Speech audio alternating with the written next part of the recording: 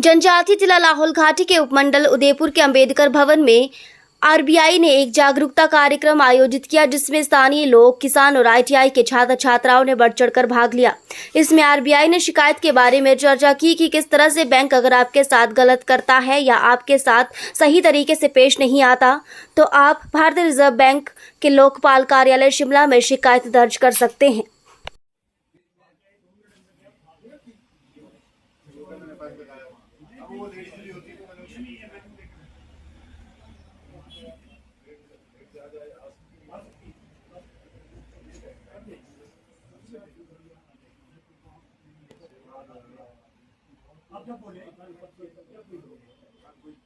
कल 11 बजे आएगा।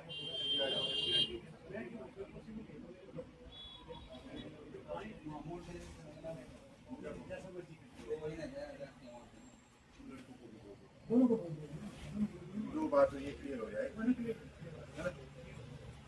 से स्टार्ट करी थी 2006 से ये बार अमेंड होती गई, जैसे जैसे नीड्स बढ़ती गई ये स्कीम अमेंड होती गई, जैसे 2017 तक अमेंड होती रही। लेकिन जो 2006 में स्कीम थी वो सिर्फ बैंकों के ऊपर लागू होती थी। 2006 में 17 तक ये अमेंडमेंट होती रही। उसके बाद देखा गया कि एनबीएफसीज आ गई, जैसे श्रीराम ट्रांसपोर्ट हो गया, बजाज फाइनेंस हो गया, गोल्ड मन्नपुरम गोल्ड लोन हो गया, ये सब कंपनियां भी मार्केट में बहुत ज़्यादा फैल गई। तो 2018 में एनबीएफसीज के लिए भी स्कीम आ गई। उसके बाद क्या हुआ, 2019 में डिजिटल ट्रांजेक्शन बढ़ गई, जीपे बढ़ गया, पेटीएम बढ़ना शुरू हो गया। तो फिर हम डिजिटल ट्रांजेक्शन के लिए भी स्कीम लाए। तो फिर लास्ट में ये फील किया गया कि हम सारी इतनी स्कीमें क्यों बनाएं कि लोग कंफ्यूज हो जाए कि किस स्कीम में जाएं किस स्कीम में ना जाएं। दूसरा, पुरानी स्कीमों में क्या था कि ग्राउंड थी, जैसे बैंकिंग स्कीम में 31 ग्राउंड थी, उन्हीं ग्राउंड्स पे आप कंप्लेंट कर सकते थे, नहीं तो आप कंप्लेंट नहीं कर सकते थे। और अगर आपने गलत कंप्लेंट ग्राउंड चूज कर ली तो कंप्लेंट रिजेक्ट हो जाती थी। तो 2021 में यह निर्णय लिया गया कि इन सभी स्कीमों को मर्ज करके एक स्कीम बनाई है, जिसको हमने इंटीग्रेटेड ओम्बड्समैन स्कीम बोला। दूसरा, इसका सबसे बड़ा फायदा क्या गया, इसको ज्यूरिडिक्शन न्यूट्रल किया गया। अभी मैं आपसे एक सवाल पूछता हूँ, आपने एटीएम कार्ड लिया है एसबीआई का, कहाँ से? मनाली से लिया है, आप उसको ऑपरेट कर रहे हैं दिल्ली में, तो आप अगर आपका पैसा नहीं निकला तो आप शिकायत किसको करोगे?